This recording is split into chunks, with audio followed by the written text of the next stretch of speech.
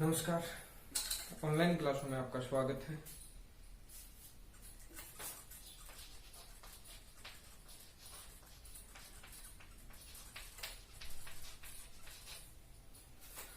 हम एल्कोहल की रासायनिक अभिक्रियाएं हैं वो पढ़ रहे थे। लास्ट क्लास में हमने एल्कोहल की वो रासायनिक अभिक्रियाएं पढ़ ली थी जिसमें एल्कोहल में जो उपस्थित हाइड्रोक्सिल समूह है उसमें ऑक्सीजन और हाइड्रोजन के मध्य का बंध टूटता है। वो विक्रिया हमने पढ़ ली थी। ठीक है, वो H प्लस त्याग इसका मतलब कौन सी विक्रिया थी? इसकी अम्लीय प्रकृति थी कि जो एल्कोहल है वो अम्लीय प्रकृति क्यों दर्शाता है। ठीक है, जल के साथ तुलना पढ़ ली थी। ये कौन कौन सी अम्लीय प्रकृति की विक्रिया दर्शाता है वो सारी हमने पढ़ ली थी। ठीक है, उसके बाद हम दूसरी विक्रिया पढ़ते हैं एल्कोहल की। ठीक है, दूसरी कौन सी विक्रिया थी? वे विक्रियाएं थी जिनमें एल्कोहल में कार्बन और ऑक्सीजन के मध्य का बंध टूटता है, यानी OH समूह और एल्किल समूह क्या होते हैं? अलग होते हैं। यानी वे अभिक्रिया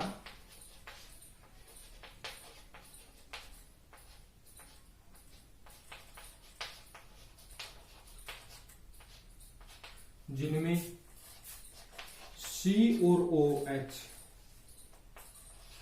बंधे टूटता है। ठीक है, COH का मतलब जैसे में एक एग्जांपल देखें, एक एल्कोहल है RCH2OH। इस एल्कोहल की हम बात करते हैं तो यहां से बंध टूटता है। अब देखो ये विक्रिया हमने पहले पढ़ी भी थी, थोड़ी सी मैं आपको दोबारा बता देता हूं। ये होता क्या है, ये जो एल्कोहल है उस एल्कोहल में दो भाग हैं। ये तो हो गई हाइड्रोकार्बन श्रृंखला, ये हो गया इसका आयनिक शिरा। जो है आयनिक शिरा है, इसका मतलब OH पे कौन सा चार्ज है? नेगेटिव चार्ज है। यहाँ पे OH पे कौन सा है? Negative charge. ठीक है, इसको हम बोलते हैं हाइड्रोक्सिल ग्रुप।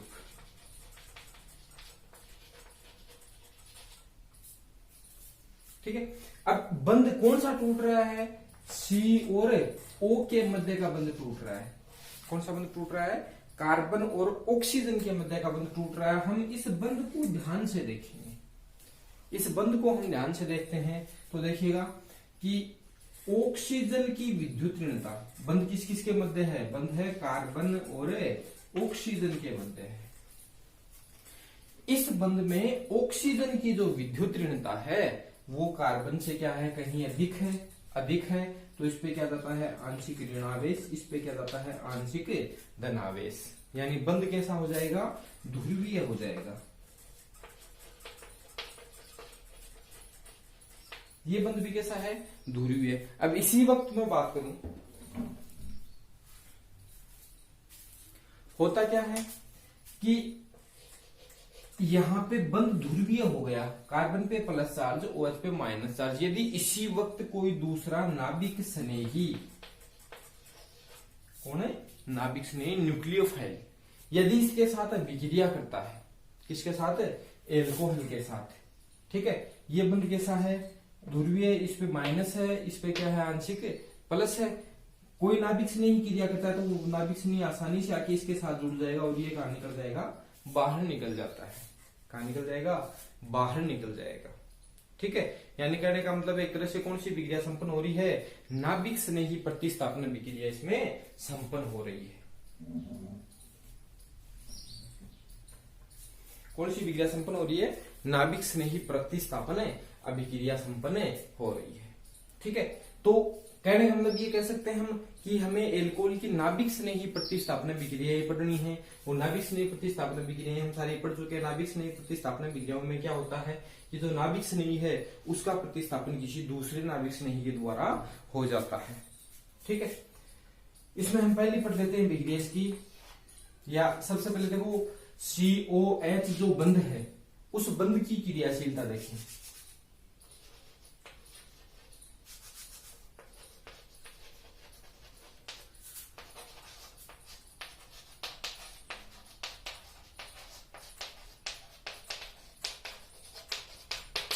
एल्कोहल की क्रियाशीलता का क्रम देखें कि कौन सा एल्कोहल में बंध जल्दी टूटता है। जिसमें बंध जल्दी टूटेगा उसकी क्रियाशीलता क्या होगी, ज्यादा। जिसमें बंध धीरे टूटेगा उसकी क्रियाशीलता क्या होगी, कम होगी। ठीक है, तो सबसे पहले ये देख लेते हैं कि COH में बंध जो है वो कौन से में जल्दी टूटता है, क्यों टूटता है। अपने पास एल्कोहल की हम बात करें तो एल्कोहल अपने पास है 3, प्राथमिक, द्वितीयक और तृतीयक। ठीक है, जो बंध जितना जल्दी टूटेगा उसकी क्रियाशीलता उतनी क्या होगी, ज्यादा होगी। प्राथमिक एल्कोहल में बनाऊं RCH2OH, प्राथमिक एल्कोहल। द्वितीयक बनाए RCHROH, तृतीयक एल्कोहल बनाए RCRROH।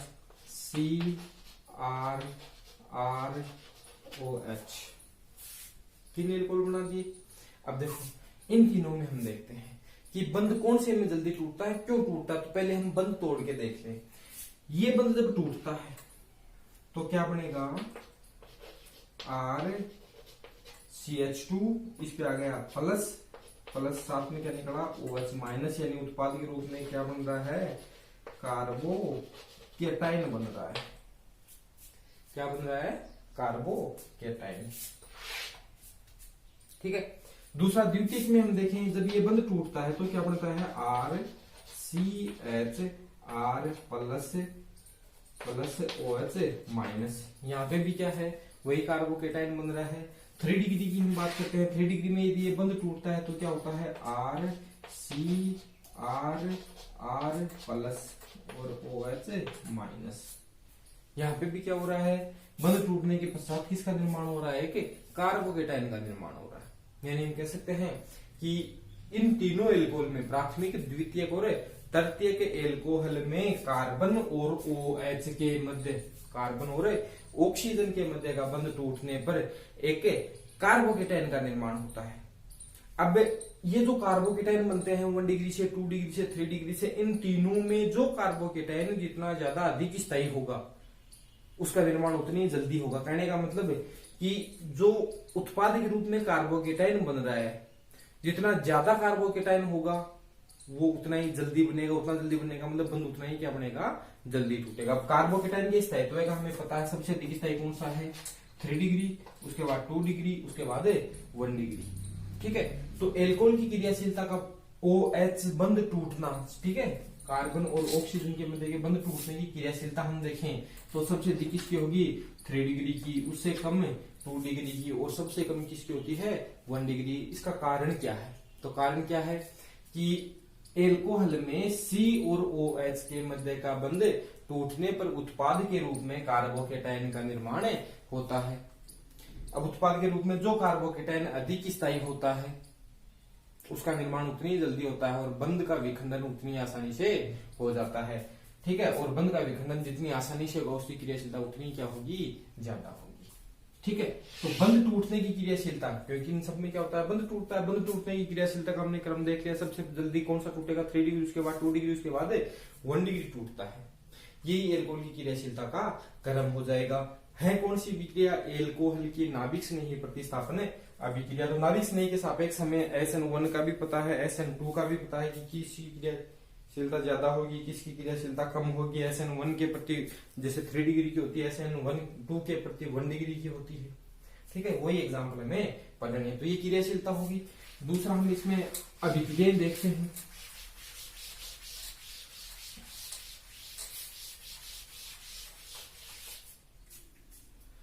यानी इन अभिक्रियाओं में सबसे पहली अभिक्रिया देखते हैं हेलोजन अम्लों के साथ अभिक्रिया।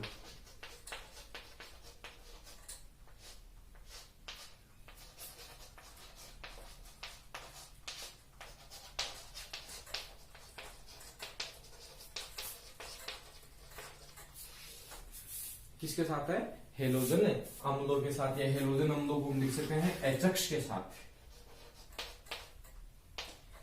HX के साथ अभिक्रिया। हाइड्रोजन हेलाइड, जैसे HX की जगह कौन सा हो सकता है, HF, HCl, HBr और HI, ये हो सकते हैं। ठीक है, किसके साथ क्रिया करेंगी, एल्कोहल के साथ एल्कोहल कौन से हो सकते हैं? 3 डिग्री, 2 डिग्री, 1 डिग्री या 1 डिग्री, 2 डिग्री, 3 डिग्री। तो सबसे पहले HX के साथ अभिक्रिया में हम इन्हीं का यही देख लेते हैं। HX के साथ अभिक्रिया में सबसे पहले हम क्या देख लेते हैं? हेलोजन अम्लों की क्रियाशीलता का क्रम या एल्कोहल की क्रियाशीलता का क्रम। तो एल्कोहल की क्रियाशीलता का क्रम हमने भी देखा है। सबसे अधिक क्रियाशील कौन सा होगा? 3 डिग्री, उसके बाद 2 डिग्री और सबसे कम कौन सा होगा? 1 डिग्री। एल्कोहल की क्रियाशीलता क्रम हमने देखा ही ना। सबसे अधिक HX के प्रति क्रियाशीलता में सबसे ज्यादा किसकी होगी? 3 डिग्री की, 2 डिग्री की, 1 डिग्री। कारण वही है कि जब HX के साथ अभिक्रिया करता है तो जो OC और OH के मध्य बंध टूटने के पश्चात कार्बोकेटाइन बनता है। जो कार्बोकेटाइन जितना जल्दी बनेगा उसकी क्रियाशीलता उतनी क्या होगी? ज्यादा। तो 3 डिग्री से बनने वाला कार्बोकेटाइन अधिक स्थायी होता है। अब बात करते हैं हम HX की क्रियाशीलता का क्रम।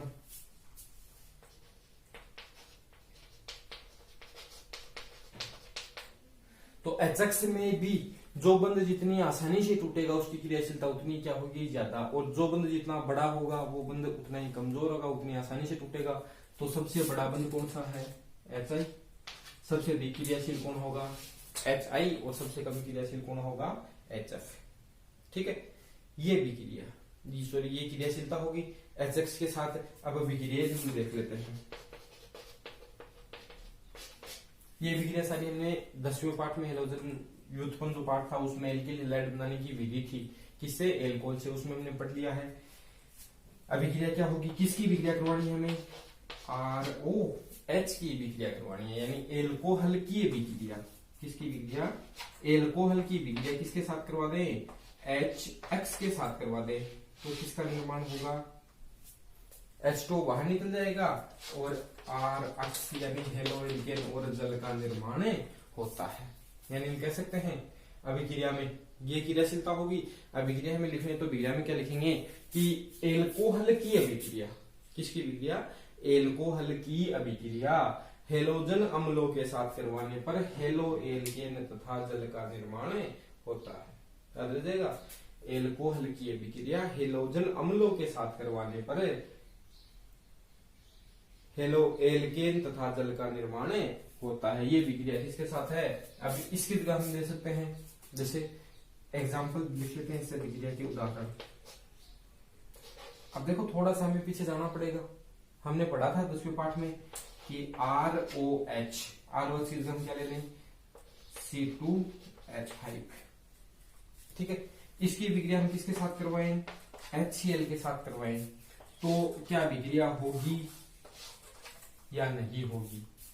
ठीक है, तो वहां पे हमने देखा था ग्रोव प्रक्रम। वो पीछे थोड़ा सा रिवाइंड करना पड़ेगा, हमें वापस देखना पड़ेगा। हमने वहां पे देखा था कि 3 डिग्री तो आसानी से कमरे के ताप पर अभिक्रिया कर लेता है, लेकिन 1 डिग्री और 2 डिग्री आसानी से कमरे के ताप पर अभिक्रिया नहीं करते हैं। कौन से पाठ में पढ़ा था? पिछले पाठ में।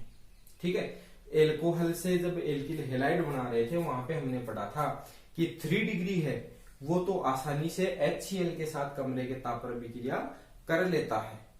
ठीक है, जबकि 1 डिग्री और 2 डिग्री नहीं करते हैं। उसका कारण क्या था? ये 3 डिग्री से बनने वाला जो कार्बोकेटाइन अधिक स्थायी था, इसलिए इसकी क्रियाशीलता क्या थी? ज्यादा। जबकि 1 डिग्री और 2 डिग्री से बनने वाला कार्बोकेटाइन कम स्थायी होने के कारण क्रियाशीलता क्या होती है? कम होती है। अतः इस अभिक्रिया को संपन्न करवाने के लिए इसमें हमें क्या डालना पड़ता है? ल्यूकास अभिकर्मक यानी HCl प्लस शुष्क जिंक क्लोराइड।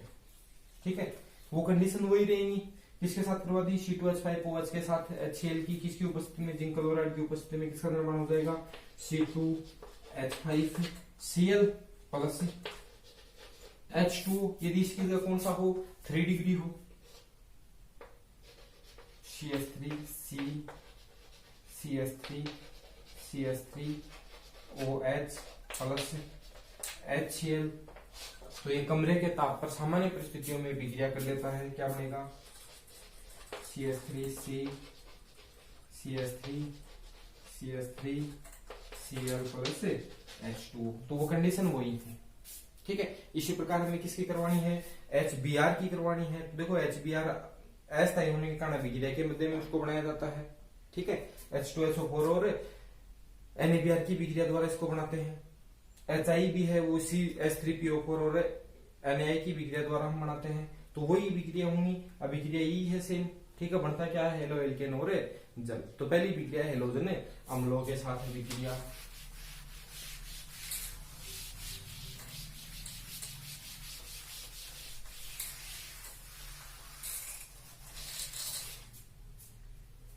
दूसरी जो अभिक्रिया है वो है PX5।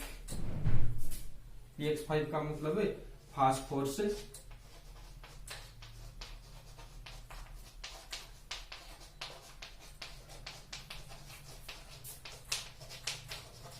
पेंटाक्लोराइड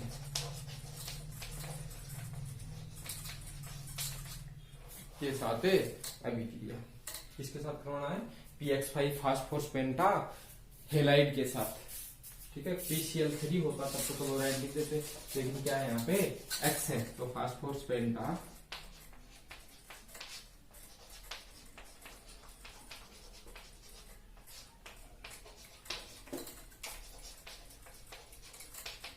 हेलाइड के साथ अभिक्रिया, ठीक है।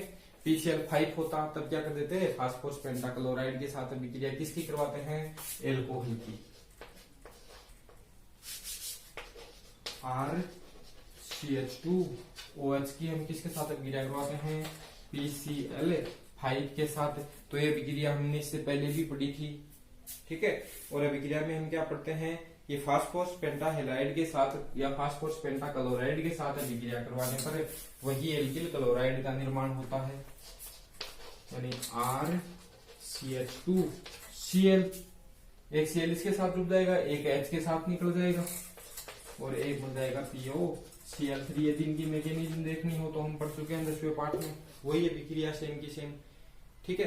किसके साथ अभिक्रिया करवाते हैं, यदि एल्कोहल की अभिक्रिया फास्फोरस पेंटाक्लोराइड के साथ करवाई जाती है तो एल्किल क्लोराइड का निर्माण होता है तथा साथ में POCl3 का निर्माण होता है, ठीक है। इसमें भी हमने पढ़ा था कि यदि हमें PCl5 की जगह PBr5 के साथ करवाना हो तो PBr5 भी क्या है, अस्थायी है, इसलिए इसे भी किसमें बनाएंगे, अभिक्रिया के दौरान ही बनाया जाता है। किसकी अभिक्रिया द्वारा, लाल फास्फोरस और Br की अभिक्रिया द्वारा। इसी प्रकार Pi5 के साथ करवानी है तो उसको भी अभिक्रिया के दौरान ही बनाया जाता है। तो वही अभिक्रिया है सेम ही, कोई इसमें चेंज नहीं है। अगली अभिक्रिया देखते हैं हमें फास्फोरस ट्राइक्लोराइड के साथ अभिक्रिया, यानी PX3 के साथ अभिक्रिया।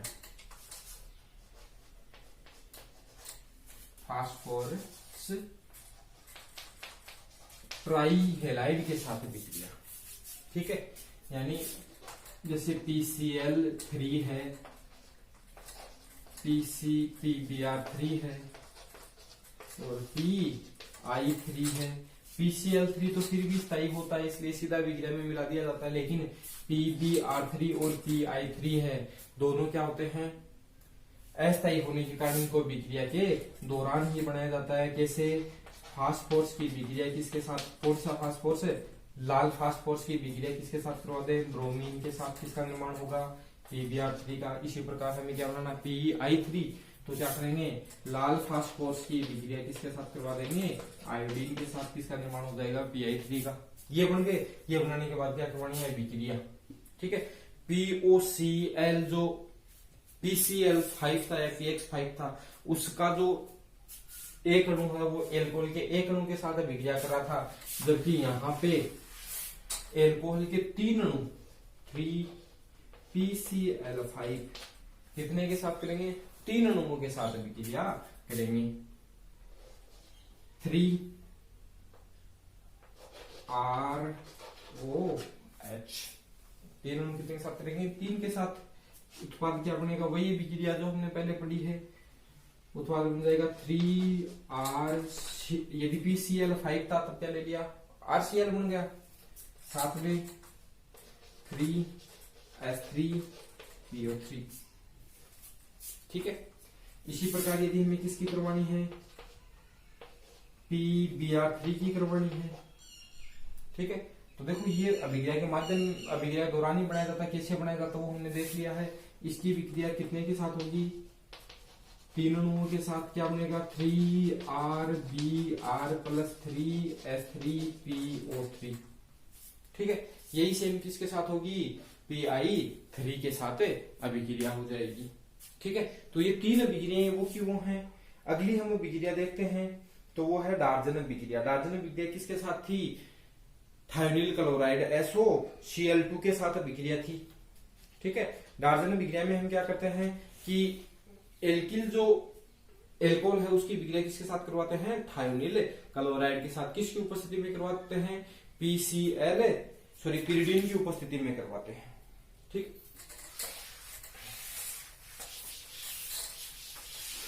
तो चौथी अभिक्रिया है इसमें कि SOCl2 के साथ है अभिक्रिया, या फिर इसको हम कह सकते हैं डार्जन प्रक्रम।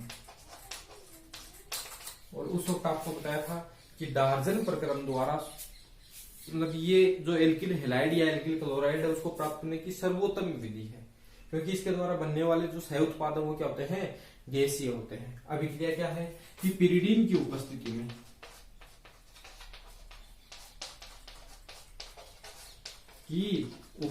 में एल्कोहल की अभिक्रिया किसके साथ करवाते हैं?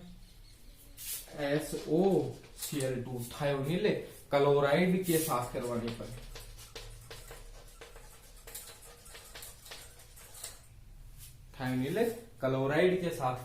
पर एल्किल क्लोराइड का निर्माण होता है। और एल्किल क्लोराइड प्राप्त करने की सर्वोत्तम विधि थी। क्यों थी? क्योंकि इसमें बनने वाले, इस अभिक्रिया में बनने वाले जो सह उत्पाद होते हैं वो कैसे होते हैं? गैसीय होते हैं। अभिक्रिया क्या होगी? किसकी करवानी है? एल्कोहल की ROH किसके साथ? SOCl2 के साथ। ये हमने SOCl2 लिखा है। अभिक्रिया में यहां से क्या निकलेगा? RCl किसकी उपस्थिति में होती है? पिरिडीन की उपस्थिति में होती है। कौन सी गैस निकल जाएगी? SO2। यहां से SO2 गैस निकल जाएगी। ठीक है, और साथ में क्या बढ़ेगा? HCl। ये जो HCl बनता है उसको जो पिरिडीन है वो क्या कर लेता है? अधिशोषित कर लेता है। HCl को पिरिडीन क्या कर लेगा? अधिशोषित कर लेगा। और किसका निर्माण होगा? एल्किल क्लोराइड का। ये दोनों क्या है? सह उत्पाद है। ये था अपना डार्जन प्रक्रम, ये भी हम पहले पढ़ चुके हैं। अगली अभिक्रिया है वो है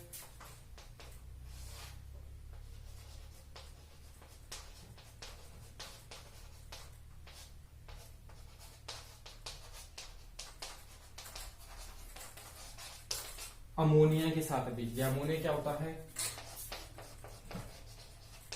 NH3। ये अभिक्रिया थोड़े से उच्च ताप पर होती है और जिंक क्लोराइड की उपस्थिति में होती है।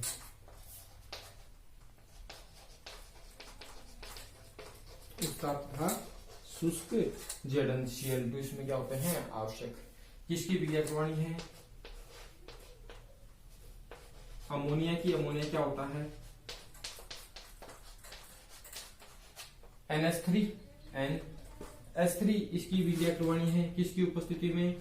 जिंक क्लोराइड 573 केल्विन ताप पर किसका निर्माण हो जाएगा? यहां से देखो क्या निकल जाएगा? H2। क्या बन जाएगा? RNH2 जिसे कहते हैं एमीन, एल्केन एमीन। ठीक है, तो एल्कोहल की अभिक्रिया किसके साथ करवा दी जाती है? जब अमोनिया के साथ जिंक क्लोराइड की उपस्थिति में 573 केल्विन ताप पे करवाई जाती है तो किसका निर्माण होता है? एल्केन एमीन का निर्माण होता है। ठीक है, और अंतिम जो इसकी अभिक्रिया है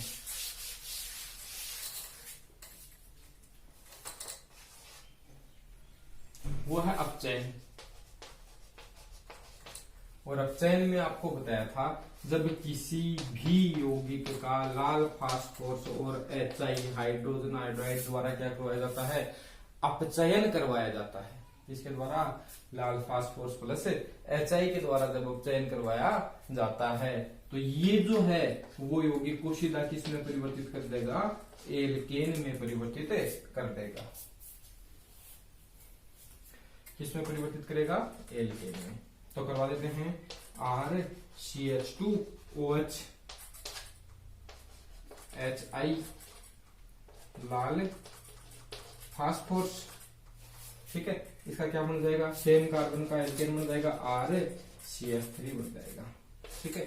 सीधा किसमें परिवर्तित कर देगा, एल्केन में, साथ में H2 और I2 उत्पाद के रूप में, सह उत्पाद के रूप में निकल जाते हैं। तो ये है एल्कोहल की दूसरे प्रकार की विक्रिया जिसमें कार्बन और ऑक्सीजन के यहां से बंध क्या होता है, टूटता है, ठीक है। बाकी जो विक्रियाएं हैं, तीसरी विक्रिया है कि R और OH समूह है, एल्किल और हाइड्रोक्सिल समूह की सम्मिलित रूप से विक्रिया, चौथी विक्रिया है वो हम कल की क्लास में